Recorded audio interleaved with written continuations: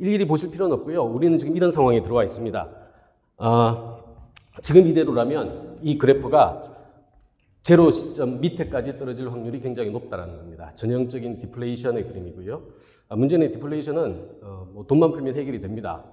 시점의 문제이고요. 돈의 강도의 문제일 뿐입니다. 하지만 여기에 인구라는 변수를 집어넣어버리면 쉽지 않겠다. 반등이 굉장히 어렵겠다.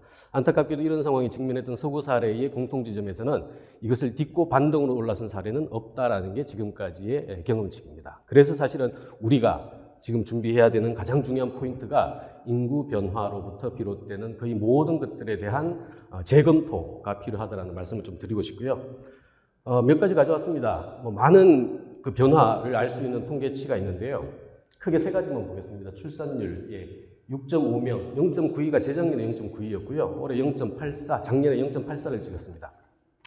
이 숫자가 뭔데라고 생각하시는 분들이 많은데요. 사실 숫자라는 것들이 숫자로 보이기 시작하면 별로 감흥이 없어요. 근데 이게 이제 생활의 변화로 판단을 하기 시작하면 막상 자기 이슈화가 될 수가 있습니다. 현행 인구가 유지가 되려면요, 2.1명이 나와야 돼요. 원래는 2명이 나와야 되죠. 근데 이제 살아가는 과정에서 일찍 가는 분들이 계셔가지고 그것까지 넣었을 때 2.1명이 인구 대체선이라고 표현합니다. 유지선이라고 표현을 해요.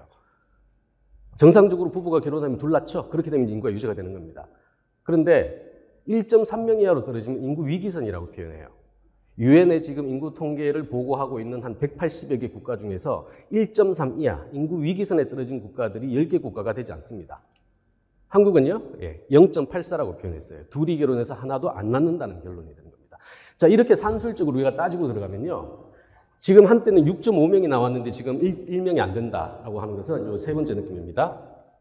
180년 후가 되면 한국의 출생아, 소위 한국인이라고 생각해서 태어나는 친구들의 숫자가 10,000명 단위에서 떨어져서 1,000명 단위로 떨어집니다. 5,000명까지 떨어져요. 이유는 간단합니다. 작년에 27만 명이 태어났는데요. 우리가 좀 인심을 써서 30만 명이라고 칠게요. 30만 명이 이제 30년 후가 되면 결혼 정년기와 또 가임기가 이제 되게 되겠죠. 자, 그렇다면 그때 낳는 걸 또 한 명이라고 칠게요. 이것도 굉장히 우리 나이브하게 지금 주는 가정입니다. 한 명이라고 쳤을 때 15만이 여자애일 거예요. 이 여자애가 또 30년이 지나고 나면 또 반, 1명만 넣는다고 치죠. 그럼 뭐 어떻게 될까요? 그런 식으로 숫자를 반반씩 까기 시작하면 180년 후가 되면 한국의 출산자 수는 1,000명 단위로 떨어지게 됩니다. 이 산술대로 쭉 가다 보면 한 300년 후가 정도 되면 이제 100명 단위까지 떨어지게 됩니다. 물론 그 상황까지는 가지 않을 거라고 저는 확신합니다. 하지만 이런 가파른 변화를 우리는 이제 이해를 해야 된다는 것이에요. 그리고 더 독특한 것은 제가 생각하는 저출산의 원인들, 많은 분들이 판단하고 계십니다만 일자리 문제, 그다음 미래 불안에 대한 문제들이 사실은 가장 크다. 저도 동의합니다. 고용 문제도 가장 큰데요. 만약 그렇다면 일자리만 제공해주면 풀린다는 얘기가 돼요. 저는 근데 그 단계 넘어섰다고 봅니다. 이제는요, 일자리를 개선시켜 준다고 출산으로 연결되는 상황도 아니다라는 거예요. 결국 학계에 앉아가지고 이 출산율을 해결할 수 있는 상황은 아니다. 젊은 친구들이 사실은 이제 출산을 하지 않는 거가 일종의 문화적 선택으로까지, 일종의 트렌드로까지 확산되고 있다는 게 가장 중요한 상황입니다. 그 상황에서는요, 머릿속을 뜯어고치지 않는 이상 이것은 출산율을 반등시킬 수 있을 가능성이 거의 제로입니다. 그래서 굉장히 힘든 상황이고요. 두 번째, 출산화 수도 한때 잘 나갔을 때 100만이 태어났어요, 연간.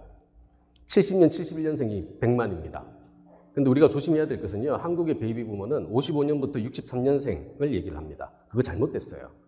그래서 여러분들 앞으로 보시는 거의 모든 통계는요, 일단 의심하고 보시는 게 굉장히 좋습니다. 물론 인구 통계는요, 거의 모든 통계의 모수가 됩니다. 그래서 우리가 5년마다 한 번씩 조사하는 인구 총조사, 센서스라고 표현되는 건요, 통계청의 개별 사업 중에서 가장 비싸고, 가장 예산이 많이 들고요, 가장 길게 걸리고요. 작년 우리 하반기 했지 않습니까? 그 통계 결과 언제 나올까요? 올해 하반기가 되어 나옵니다. 즉, 통계량이 굉장히 방대해요. 그래서 사실 5년마다 한 번씩 조사를 합니다. 그리고 그 5년마다 나온 그 조사치를 향후 50년 동안 평균치를 쭉 당겨버려요. 그걸 통해 가지고 앞으로 해야 될 일들에 대한 우선순위를 정하게 됩니다. 작금의 상황에서는 제가 봤을 때 가장 2020년대 초반 한 10년에 공을 들일 개혁의 과제는요, 바로 국방의 문제, 교육의 문제, 그 다음에 이제 입시 문제가 되겠죠. 교육의 문제, 그 다음 여러분들이 이제 누구나 관심을 가질 수밖에 없는 복지의 이슈입니다. 바로 돈을 더 많이 내야 되고요, 적게 수급을 받는 구조는 더 이상 미루기 힘든 구조. 그게 지나고 나면 이제 행정개혁을 할 거예요. 지금의 17개의 중앙부처 과연 의미 있는가? 지금의 17개 부처는요, 과거에 만들어진 부처예요. 물론 한두 개씩 이렇게 잠깐씩 생기기 시작합니다만, 기본적으로 지금의 성숙사회, 수축사회와 맞지 않는 중앙정부의 구조체계를 가지고 있어요. 이런 것들도 바뀌어야 되는 것이죠. 그것을 50년 동안 인구 구조의 변화를 쭉 평균 내가지고 지속 가능한 방식으로 바꾸는 가장 중요한 출발점이 되는 게 인구 총조사라는 거예요. 그런데 그 총조사에서 얘기하는 베이비 부모가 55년부터 63년생입니다. 그렇다면 54년생, 64년생은 고기 덩어리하고 구분이 돼야 돼요. 좀 적어야 되겠죠. 예. 뭐 눈치 빠르신 분들 아시겠습니다만 한국은 1963년생보다 64년생 숫자가 더 많습니다. 그런데 64년생을 두고 베이비 부모라고 표현하지 않아요. 잘못됐죠. 이거의 정점이 뭐냐? 바로 100만이 넘게 태어났던 1970년, 71년생입니다. 1969년, 70년생 중에 일부는요, 남자들은 몸이 건강한데도 군대를 안 간 사람들이 있어요. 일부 구간이 존재해요. 왜냐하면 사람들이 워낙 많아가지고 군대가 그걸 다 커버하지 못하는 거예요. 그래서 몇 개월 구간 안에 입영 신청서를 냈던 친구들은 행정적인 이유 때문에 면제를 시켜주던 사례도 있었습니다. 지금 생각하면 굉장히 꿈 같은 얘기가 되죠. 예. 그때는 그랬어요. 그런데 1970년, 71년생을 가지고 우리는 베이비 부모라고 표현하지 않아요. 우리가 여기 주목해야 될 이유는 뭐냐면 이 100만 넘게 태어난 사람들이 지금은 생산 가능 인구로 가장 정점에서 역할들을 많이 하고 있어요. 이 사람들은 늙지 않나요? 예, 70년, 71년생 이지만 50초만 들었었거든요. 예, 산술적으로 따지면 15년 후가 되면 생산 가능 인구에서 빠져요. 15년 후 얼마 남지 않았습니다. 근데 이 사람들은요, 국민연금 같은 것들요, 애초부터 만액 조건을 다 갖춘 사람들이에요. 지금 받아가는 거 푼돈 얘기하는데 그때는 푼돈이 아닙니다. 굉장히 높아요. 여러분들이 내셔야 됩니다. 내실 수 있을까요? 유지되지 않죠. 이런 문제들이 발생하는 거예요. 근데 그렇게 돈을 내야 될 친구들, 예, 지금 인심 써서 30만이에요. 작년에 27만입니다. 예. 세 번째, 혼인수. 예, 결혼을 해야 출산을 하죠. 한국은 굉장히 독특한 유교적 마인드가 아직까지 굉장히 강해서요. 정식의 결혼 제도를 통과하지 않고서 출산을 하는 것은 굉장히 부도덕하게 이해가 되는 경우가 많습니다. 유교적 마인드가 남아있는 것이죠. 전 세계적으로도 그럴까? 그렇지 않습니다. 유럽 같은 경우에는 결혼과 사실, 그러니까 법적 혼과 사실혼 사이에 굉장히 다양한 촘촘한 선택지를 줘가지고 본인들이 원하는 것을 가지고 할 수 있게 해요. 한국은 예, 사실혼 같은 경우에는 기본적으로 취학 통지서도 가지 않습니다. 그걸 아는 친구들이 당연히 그런 선택을 할 수가 없는 것이죠. 그래서 혼인수의 감소가 굉장히 중요한 역할을 미치게 됩니다. 두 번째, 여기 태백, 행성, 영월, 평창, 정선이라고 했는데 이것들의 공통점 혹시 이해가 되시나요? 지금 우리는요, 인구 변화, 특히나 서울에 사시는 분들은 인구 변화 잘 몰라요. 관심 가지시는 분 일부만 이제 약간, 특히나 연령산업이라고 표현되는 소위 젊은 친구들, 뭐 어린 친구들, 나이 드신 분들을 대상으로 이제 고객으로 접점을 가지고 있는 사람들은 이 변화를 굉장히 잘합니다. 올해 그 정점이 터졌죠.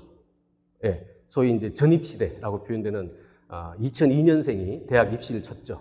예, 42만 명이 42만 대 49만 돼서 7만 가까이 비었어요. 그래가지고 사실 원하면 다 들어가는 상황이 됐습니다. 지금 대학은 난리 났어요. 지금 뭐 제가 있는 서울 정도는 아직까지 괜찮다라고 생각할지 모르겠습니다만 이 충격 그대로입니다.